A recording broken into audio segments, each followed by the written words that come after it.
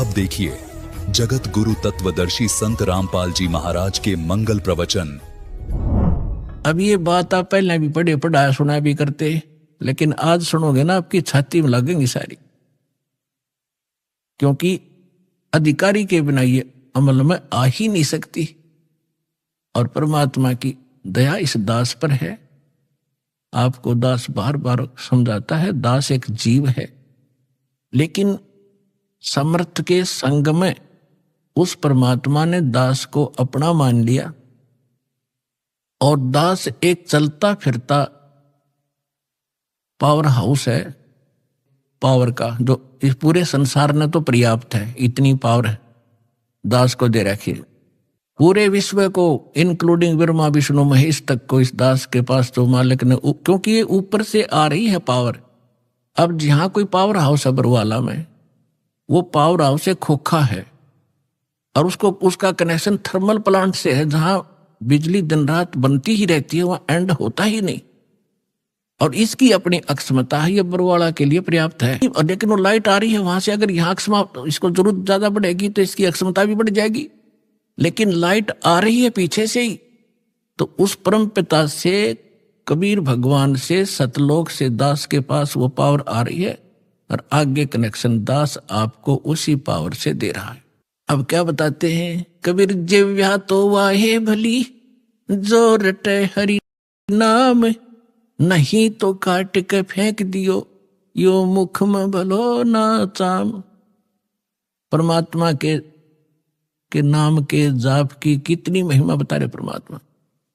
वैसे तो जिव्या बहुत काम आवे, खाना खान में भी काम आवे, और भी कड़वा मीठा चाखण के भी काम आती है। परमात्मा कहते हैं यदि इससे आपने भगवान की भक्ति और उसका गुणगान नहीं किए तो इस चाम की इसे अच्छे जगह पे मुंह ताम सबसे उत्तम मानना है, इसमें कति आवश्यकता। ये जीव ना तो फिर ईसा जुल्म करेगी। कहते हैं एतय पराई आत्मा जीव बांध तलवार, या जीव तलवार का काम करेगी। कोई गरीब, एक कमजोर व्यक्ति को एक तगड़ा व्यक्ति, बलवान व्यक्ति कोई अपने मुख से ऐसे वचन कह देता है, अब उसके साथ ना प्रतिशोध कर सकता, ना उसको कुछ जवाब दे सकता, बैठकर रोता है। उसकी आत्मा को जख्मी कर दिया उस नीच व्यक्ति ने इस जीभ वाली तलवार से, वचन से। तो परमात्मा कहते हैं यदि इस जीव का सदुपयोग नहीं किया, भक्ति नहीं की, तो इसने काट के फेंक दे। अच्छा, कितनी महिमा बताइए। फिर क्या बताते हैं कि नर से तू पशुआ की जय गद्दा बैल बनाई, ये 56 भोग कहाँ मन भोरे की तकुर्डी चरने जाई। अब क्या बताते हैं परमात्मा के फिर पीछे तू पशुआ की जय डीजे बैल बनाए, 4 पहर जंगल में डोले तो ना पेट भराए, सर पर सींग दिए मन बोरे धूम तुम मच्छर उड़ावे, कंधे जुआ जोते कुआ फिर कोंदों का बस खावे, फिर पीछे तू खर की जगह कुर्डी चरने जावे, टूटी कमर पजावे चढ़े तेरा कागा मां से गिलावे। पुणात्माओं, अभी आपने परमात्मा की वाणी सुनी थी कि ऊंचा दिखे धौलरा मकान और मंडी चित्ती पोल, एक भगवान के भजन बनायु काल मार रहा रोल। अब मनुष्य जीवन दिया है, जैसे विद्यार्थी हो तो माता पिता उसको पूरी सुविधा देंगे, वो निकम्मा वहां पढ़ता है ना पढ़ता है वो उसके आगे बाद में रिजल्ट आएगा जब वो पास फेल होगा। तो इसी प्रकार आप विद्यार्थी हो, मनुष्य जीवन मिला है, भगवान वाले स्कूल के लिए आपको ड्रेस भी न्यारी मिली है। तो इसमें आप यदि सत भक्ति नहीं करते हो तो फिर आपके साथ के बीतेगी। कहते हैं फिर पीछे तू पशुआ की जय दीजे बैल बना। ओए होए, तो अब हम समय पर भोजन खाते हैं। आप देखते हो यहाँ सतलोक आश्रम, वैसे तो आम जगह उपलब्ध है आजकल, कहीं बाहर जा रहे हो भाई चाय पी लेते हैं, रोक गाड़ी चाय पी ली, प्यास लग गया जो पानी पी लिया, भूख लगी रोटी खा ली, जलकरा मिठाई, कभी फल फ्रूट खूब ठाटते खा रहे हो, खाओ, क्योंकि आप विद्यार्थी हो, माता पिता ने आपको ये सुविधा दे रखी है, इतना जेब खर्च आपको दे के भेज रखे। यदि आप वो शिक्षा नहीं ग्रहण करोगे, यानी भक्ति नहीं करोगे, तो फिर क्या बनोगे? मजदूर बनोगे। आपके बच्चे वहां रेत में लेट रहे होंगे, आप कस्सी से मिट्टी खोद रहे होंगे, तन पर कपड़ा नहीं, समय पर टूक नहीं होगा, जो विद्यार्थी पढ़ते नहीं। तो इसी प्रकार जो इस पढ़ाई को नहीं पढ़ेंगे, क्योंकि पूरा विश्व के वो मानव शरीरधारी प्राणी विद्यार्थी है, तो उससे क्या होगा? फिर पीछे तू पशुआ की जय दीजय बैल बना, और 4 पहर जंगल में डोले तेरा तो नहीं उधर बरे। अब तो जब इच्छा हो खाओ पियो, ठीक है खा लो, लेकिन वो जो काम था वो भूल गए कति। और फिर कहते हैं सिर पर सींग दिए मन बोरे, और दुम तो मच्छर उड़ा। अब तो हम मच्छरदानी लगा लेते हैं, ऑल आउट वगैरह ये लगा लेते हैं, और फिर के लगावांगे? बैल बने पाछे, एक पूछड़ हो गया आपके पीछे, उसने चाहे पंखा बना लियो, चाहे उसने कूलर की जगह प्रयोग कर लेना। और क्योंकि जितने भी कर्म संस्कार कमजोर होंगे, तो ऐसे कर्महीन प्राणी के वहां भी अंग भंग हो जाते हैं, वह पूछड़ भी कट जाती है कई बार बैल की, वह इतनी रहती है, उन्हें न्यू न्यू कर है, वो ना कुछ काम का है। और फिर आगे बताते हैं सिर पर सींग दिए मन बोरे, ये तेरी तोब होंगी सींग, इन्हें कुछ भी प्रयोग कर लेना इनको। और फिर क्या बताते हैं? कंद जुआ जोते कुआ। पुराने समय में वाणी बोली गई थी, तब रहट के द्वारा जल निकाला जाता था कुएं से, सिंचाई उसमें बैल जोते जाते थे, और फसल होती नहीं थी, जौ होते थे, जौ वो बगैर वर्षा के भी हो जाते हैं, थोड़ी ही वर्षा से, और उनका भूस इतना खराब होया करे, पशु जल्दी खाता नहीं, कति भूखा मरता खाता उसको, और खाते समय उसके मुंह के अंदर ऐसे कांटे से चुभते हैं उस भूस के, ऐसा होता जौओं का भूस, कौंद बोलते हैं उनको, और खाते हुए आंखों पानी पड़े और भूखा मरते न खानी पड़े। तो परमात्मा कहते याद रुकती, तुम भूल गया और ना पता होते, हम बता रहे हैं, याद रखना कि कंद जुआ, और फिर जो तय कुआ, और खाओगा क्या? वो भूस जो खान का भी कोई ना, वो मरते न वो भी खाना पड़े। अपने आत्माओं इस जीव का दुरुपयोग और सदुपयोग अब करना होगा। दुरुपयोग तो करना ही नहीं, और सदुपयोग ना करने से क्या हानि होगी? दास का जन्म एक किसान परिवार में हुआ, जाट किसान के घर, और हमारे घर एक बैल था, हम छोटे छोटे जब देखा करते थे, और हाली सुबह सुबह बैलों को ले जा रहा था, वक्त से किसी ने कोई कील थी इतनी लंबी लोहे की चोबा, उसके ऊपर की कैप कट गई थी, वह रिजेक्ट करके गली में फेंक दी, वह बैल के खुर में पिछले खुरों के बीच में घुस गई। अब बैल स्पीड चलते चलते 2-4 कदम जल्दी जल्दी रख गया, वो अंदर ठुक गई, वो लंग करने लगा पैर से बैल। तो हाली ने सोचा ये वैसे को ठोकर ठाकर लगी और वो जाएगा ठीक वहां तक। तो पहले ऐसे ही जो कोई दिक्कत हो जाती, पैर बैल का लंग करता, तो अन्य बड़े सियाणे नु क्या करते, बैल को रोकना नहीं चाहिए, कोई नस पे नस चढ़ गया तो ऐसे काम लेने से ही ठीक होती है, और ऐसी नस चढ़ी होती तो हो भी जाया करती थी। इस कारण से हाली ने सारा दिन उसको टेकन नहीं दिया, उसको काम ही लेता रहा, और शाम ने जब आया, शाम तक पैर सूज गया, उस पर स्वेलिंग आ गई, आते बैल बैठ गया और लंबा पैर पसार लिया पिछला, मुंह लावे नहीं कहे कि ना खावे, आंखों से पानी पड़े। तो देखा कि इसका तो सोई ज्यादा होगी, सुबह उठा नहीं। तो ऐसे पहले वैद्य होया करते डॉक्टर पुराने गांवों में, किसी ने बताया देख जाकर कि इसके घुटने पर सोई बा आ गया, बा,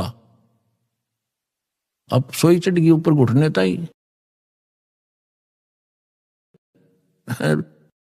वाड़ी खुरा उसका पट्टी बांधे गरम गरम। अब वो बता नहीं सकता बोल के मुझे कहाँ पीड़ा है। और जब अफलातून पाक रहा था, जो सोचा था मेरी ऐसे ठाठ रहेंगे, परमात्मा कहते तू जाने मेरी ऐसे न बहेगी, ये तो हरदम लेखा भरना रे। तो 1 महीने 20 दिन के बाद वो पैर पक्या, वह कील वाला स्थान जो नीचे खुरों में था। अब खुरों में भी हाथ उठ मार के देख लिया, उसमें कुछ ऐसी विशेष चीज उसमें दिखी नहीं ना। वह बार वो तो अंदर घुस चुकी थी सारी, पत्थर कंकर लायक के। 1 महीने के 20 दिन के बाद वो पक्या, पक के उसमें रेसा निकलने लगा। जब देखा घर वालों नृत्य रहेगी तो भाई यहां समस्या है। फिर कोई बुलाया से ही, वो चमटी सी ले रहा था नकचुंडी, उसने उसको करेल करेल को कील निकाली बार, वो तरेगी इतनी लंबी। तब वो बैल पुनः ठीक हुआ। तो पुण्यात्माओं उस दिन के बाद दास का ऐसा झटका लग गया। वो बात फिर बाद याद आने लगी जब मालिक की वाणी पढ़ने लगे, रोंगटे खड़े हो जाते। अब वो ये नहीं बता पा रहा, इस जुबान से जीभ का प्रयोग नहीं कर पा रहा, मुझे कहाँ दर्द है और कितनी झेली उसने उस संकट को। तो यहां परमात्मा कहते हैं सुखदेव ने 84 भुगती बना पजावे खरवो, तेरी क्या बुनियाद पुरानी तू पेंडा पंथ पकड़वो हो। ये सूक्ष्म वेद है, इसकी एक एक पंक्ति का एक न्यारा न्यारा अलग अलग अर्थ बनता है। अब क्या बताते हैं कि सुखदेव एक ऋषि हुए हैं, महर्षि। उन्होंने भी 84 लाख योनियों का कष्ट भोगना पड़ा। और बना पजावे खरवो, वो कुम्हार के पुजावे पर गधे की योनि उसने भी भोगी। एक समय सुखदेव जी जब उसकी दिव्य दृष्टि काम करने लगी, पीछे आगे का उसको पता लगा, तब वो खुद बता रहे थे कि एक बार में बड़ी साधनाएं की, स्वर्ग भी गया, राजा भी बना, और फिर एक समय में गधे की योनि भोग रहा था।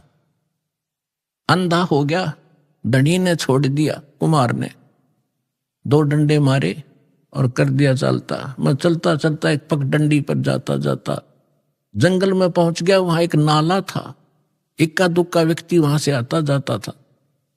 उस नाले के निकट जाकर मैंने सोचा जंप लगा ले, उसका मुंह फंस गया, आगे मुंह टिक गया, गर्दन और पीछे कमर फंसगी बन गया और पैर लटके नीचे।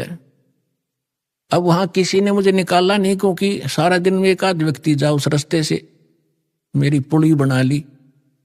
1 हफ्ता 10 दिन में भुगत का मेरा भूखा और प्यासा। अब मुझे वो सीन दिखाई देता है, मैं उठकर बैठ जाता हूं, अपनी भक्ति करता हूं। तो यहां परमात्मा कहते हैं सुखदेव ने 84 भक्ति, वो साधना करते करते सुखदेव जैसे ऋषि जो साधना तुम कर रहे थे जिन भगवानों की, उन पूजाओं को करते करते सुखदेव जैसे महर्षि भी 84 लाख योनियों में कष्ट उठा रहे हैं। और आपकी क्या अवकात है, तेरी क्या बुनियाद बुरानी। छोटी मोटी मंदिर में घंटी मार के और जय गणेश देवा करके तू पार हो जाएगा, या इस संकट से पार हो जाएगा। तू पेंडा पंथ पकड़े, वो पेंडा यानी मार्ग, पैडा वे ऑफ वर्शिप, पूजा का वो मार्ग, वो रास्ता ग्रहण कर। कौन सा? जो हम बताने आए, जिससे तेरा यहां भी सुख और परलोक भी सुधरे। तो पुण्यात्माओं प्रसंग चला था कि हम परमात्मा से डर कर रहें और उस परमात्मा पर विश्वास करें। और उसने हमें ये सिखाना चाहते हैं कि तुम भगवान पर विश्वासी बनो। अभी आपने परमात्मा के भोग के समय परमात्मा की वाणी सुनी थी, मोकू का ढूंढे रे बंदे मैं तो तेरे पास में।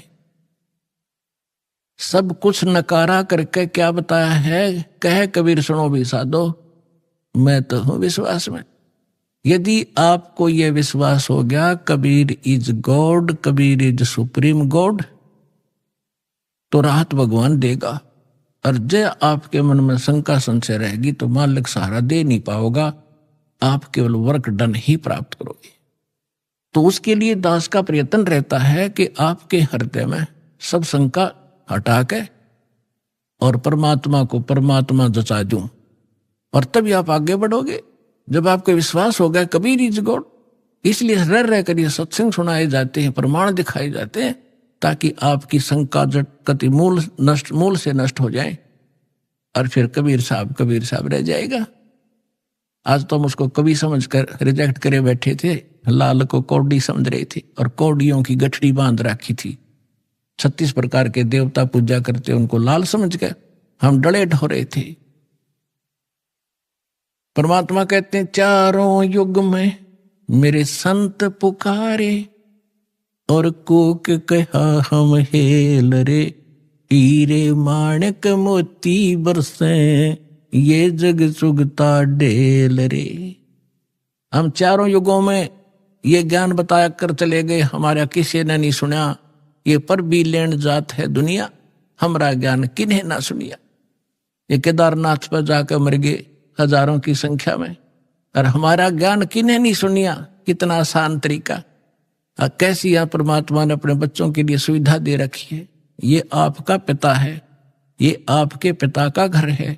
अपने पिता के घर पर यह सुख प्राप्त हो सकते, इस पृथ्वी पर आपको मिलेंगे नहीं।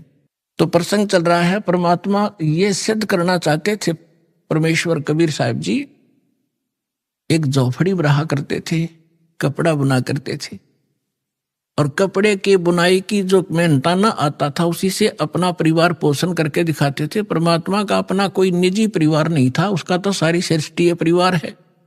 उनका पत्नी नहीं थी, 2 बच्चे आपको बताया था, सत्संग में बहुत बार बताता है दास। लड़का एक लड़की, किसी की फड़क निकालने के लिए वह जीवित करे थे, और वो बच्चे फिर अपने बेटा बेटी रूप में रखे थे।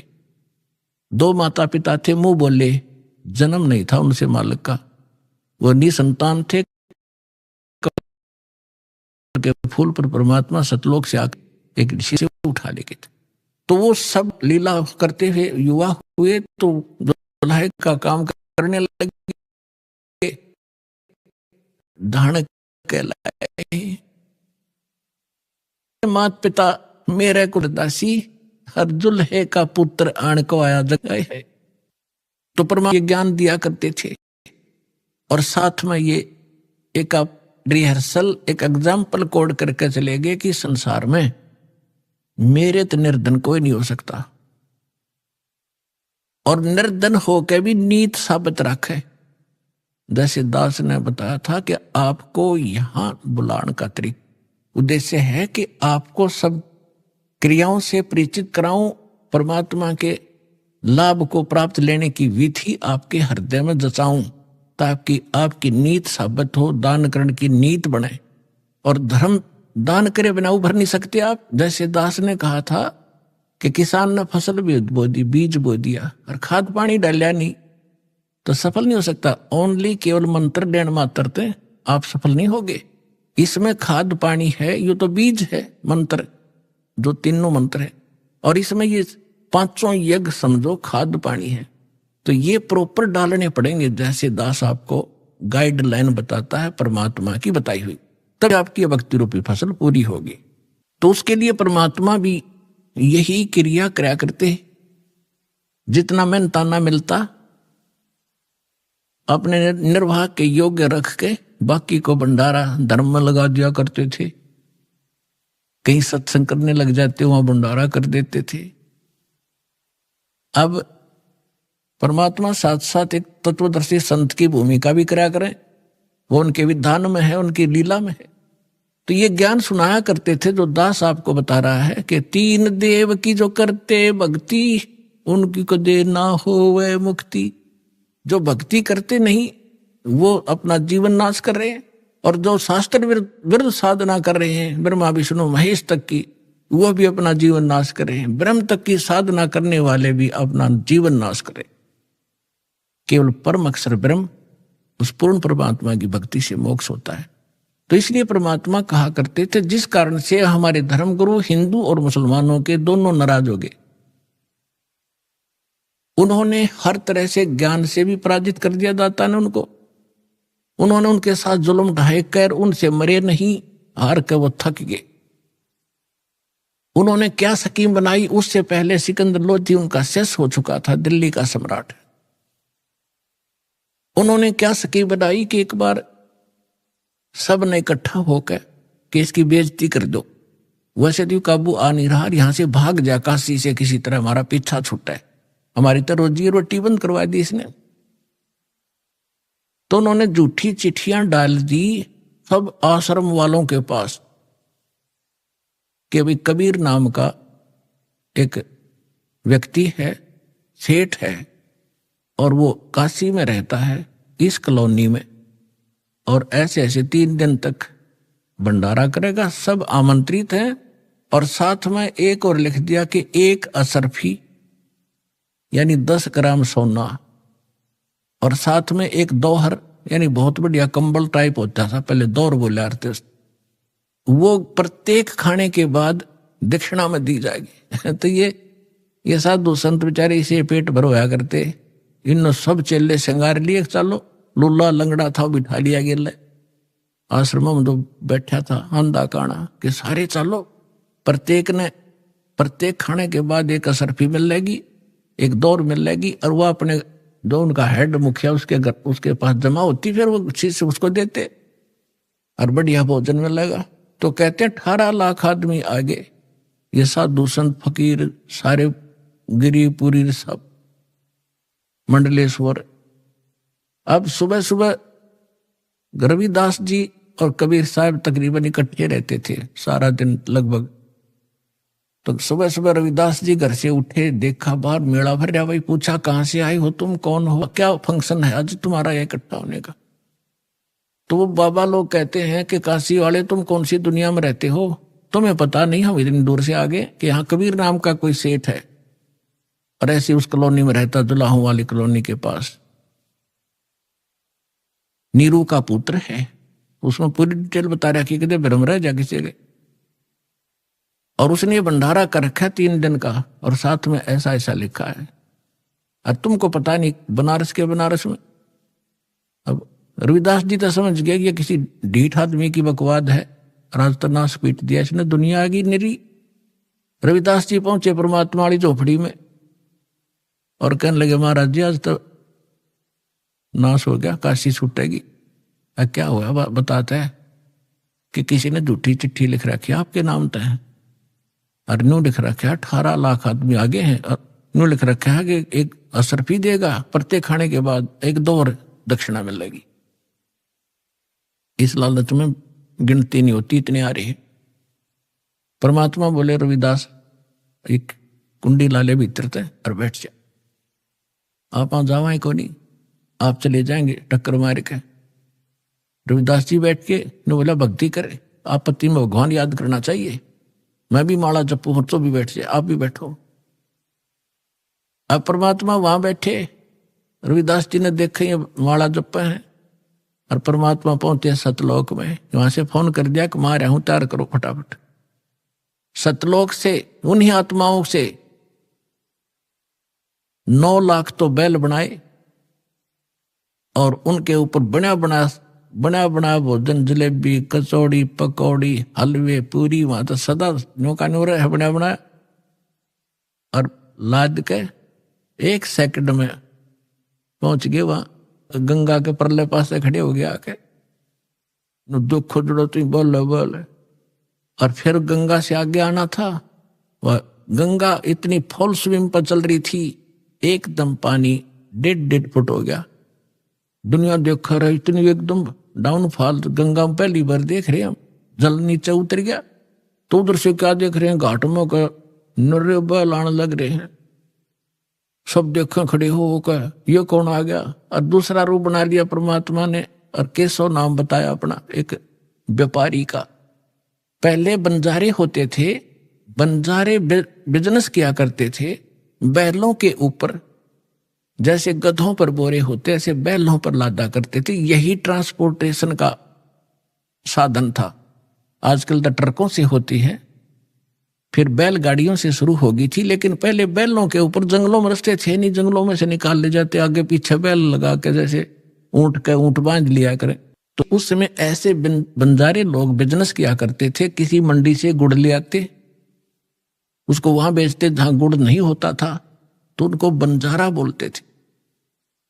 तो केशव नाम बताया, और आके उड़ तान दिए तंबू सारे, उनमें गरीबदास जी ने लिखा है कि वहां लड्डू और जलेबियों की नौके पूरा ढेर का ढेर पड़ा, पाड़ की पाड़, पाड़ का ऊंचे ढेर न, बहुत ऊंचा।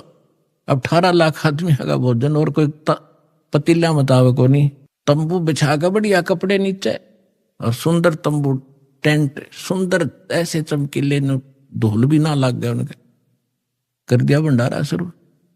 उधर से सिकंदर लोधी के पास भी चिट्ठी भेज दी, अगी उसने भगवान मान्य था, आ जाएगा देख लेगा, यू भाग्य पाओगा यहां से। सिकंदर लोधी शेख तकी के साथ वहां आ गया, वहां देखा तो जय जयकार हो रही, भंडारा शुरू हो गया। अब शेख तकी की तमाशी मर गई, पेट पकड़ कर बैठ गया। उतने सोच कहा था कि आज पता लग जाए सिकंदर लोधी ने, इसने अल्लाह कहा करता यू। और जब देखा कि ये भंडारा कौन कर रहा, किसी से पूछा तो पता लगा कि यहाँ केसो नाम का व्यक्ति बैठा है। न्यू कहे मैं उसका पगड़ी बदल यार हूं, कबीर जी का पगड़ी बदल मित्र हूं। और ये राजा ने जो पूछा कि आप कौन हो, कि केसो नाम है मेरा, कबीर साहब आपका क्या लगते हैं, कि मेरा मित्र है वो, पगड़ी बदल यार हूं मैं उसका। मेरे पास भी एक चिट्ठी गई थी उनकी कि कुछ छोटा सा भंडारा करना है, कोई सामान लेते आइएगा मित्र। अब वो शेख तकी नो कह रहा, इसने छोटा भंडारा कहेंगे, ये तो बेगन है वह फिर तो। वहीं बैठ गया। फिर सिकंदर लोधी ने तो दर्शन करने से अपने परम पिता के, तुझसे पूछा कि भगवान कहाँ है, कबीर साहब कहाँ है। केसो से पूछा, केसो ने कहा उनका दास तो बैठा है, उनको क्या आवश्यकता आने की, मौज है, आएंगे जब आ जाएंगे, मर्जी के मालिक है वो। तो सिकंदर लोधी ने सोचा भाई इतनी दूर आया हूं, पहले दर्शन करूं। उनकी झोंपड़ी पता करके वहां पहुंचे, साथ में अंगरक्षक हाथी पर बैठ कर गए। तो जाके नीचे उतर के सिकंदर लोधी ने तो दरवाजा खटखटाया। रविदास जी कहने लगे महाराज जी तो आगे दिखे, वो आगे दिखे, वहां से चलकर ढूंढ ली झोंपड़ी अपनी। कबीर साहब बोले बोला मत, पिटन दे कवाड़े ने। तब सिकंदर लोधी ने कहा कि हे भगवान, हे अल्लाह के रूप, दरवाजा खोलो। परमात्मा बोले, वो तो जाने से पता था। फिर ने कहा कि मैं, परमात्मा ने बोला कौन है भाई तू, कि मैं आपका दास हूं, सिकंदर दिल्ली से आया, एक बार दरवाजा खोलो परवरदिगार। परमात्मा बोले नहीं राजन, मैं तो बस इंतजार कर रहा हूं कि कब दिन सूर्य अस्त हो, अपने परिवार ने लेकर भागूंगा यहां से, ये मुझे जीने नहीं दे रहे। अब सिकंदर लोधी ने कहा कि हे परमात्मा, यदि मैं आपसे परिचित ना होता तो आप मुझे भी आज बहका देते। मैं अब आपकी बहकाई में नहीं आ सकता, मैं आपको पहचान चुका हूं, आप अल्लाह अकबर है। दास को दर्शन दे दो, बस एक बार दरवाजा खोल। तब परमात्मा ने कहा रविदास जी खोल दे खिड़की, दरवाजा खोल दिया। सिकंदर लोधी ने दंडवत प्रणाम किया दिल्ली के सम्राट ने, और कहा परवरदिगार आपने कैसे रंग लगा रखे हैं, आपकी जय जयकार हो रही है, ऐसा भोजन सब खा रहे हैं, कैसा भंडारा कदे देखा ना सुना।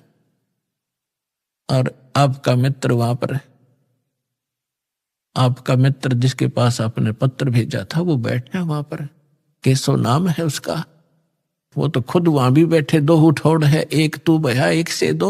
सिकंदर लोधी ने कहा भगवान एक बार दर्शन दो, आपके दर्शनाभिलाषी वहां भक्त श्रद्धालु बैठे हैं, खाना भी खा रहे हैं, और ये पूछ रहे हैं वो कबीर कौन है जो इतना गजब का भोजन आहार आज तक देखा ना सुना, और ऐसा समर्थ वो कौन है, एक 10-10 ग्राम सोना भी दे रहा है और एक कंबल भी दे रहा है प्रत्येक खाने के बाद। तो नकलिया ने अच्छा खाया होगा खाना एक दिन में, वो लेने के मारे दक्षिणा। तो उसके घर में के भंडार में कोई कमी है, उस दाता की सारी सृष्टि का पालनहार, असंग ब्रह्मांडों का पालनहार, तीनों लोकों में प्रवेश करके जो सबका धारण पोषण करता है, ये वो परमात्मा। तो पुण्यात्मा हम उसके बच्चे हैं, और वो भी उसके बच्चे थे जो साधु संत बने फिरे थे, परमात्मा के लिए भटक रहे थे, गलत साधना कर रहे थे, फिर भी बच्चे तो उसी के हैं। मैं रोत हूं सृष्टि को या सृष्टि रोए मोहे, और गरीबदास इस वियोग को समझ नहीं सकता कोई। तो उनको भोजन खिलाना था सतलोक का लाके, बहाना उन दुष्टों ने बनाना था, उनकी फड़क निकालनी थी, अपनी समर्थता दिखानी थी। आज दास के गुण गाता, जो पहले आकर भगवान वाले काम ना करके जाते तो जाता। तो सिकंदर लोदी ने कहा कि एक बार आपके दर्शन करना चाहते हैं सभी के सभी। तो परमात्मा जब कुटिया से बाहर निकले, जैसा सतलोक में उनके सिर पे मुकुट है, ऐसा मुकुट आकाश से आया और ऐसे सिर पे रखा गया, और ऊपर से आकाश से फूल बरसने लगे परमात्मा के ऊपर। अभी आपने सुने संत रामपाल जी महाराज के मंगल प्रवचन।